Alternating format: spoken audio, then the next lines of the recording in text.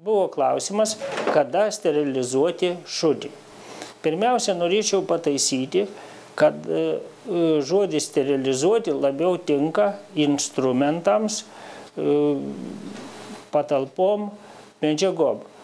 O jeigu yra pridedamas skalpelis, tada čia reikėtų naudoti žodį kastruoti. Nesvarbu, ar tai kalė, ar tai šuo, ar tai katinas, ar tai kita kokį nors gyvūną.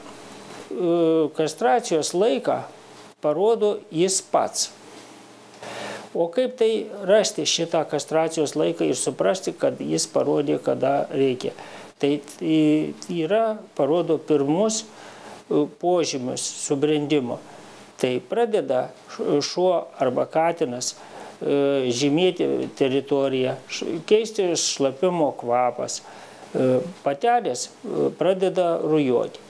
Tai aš visiems savo klientams rekomenduoju, kad gyvulys būtų sveikas, neturėtų infantiliko požymio, kastruoti pateles po pirmos rujos, o patinus tik tai, kada pasireiškia tie pirmieji požymiai. Tai pradeda šlapintis ne vietoje, kelti koją šuniukas ir šlapimas keisti kvapą.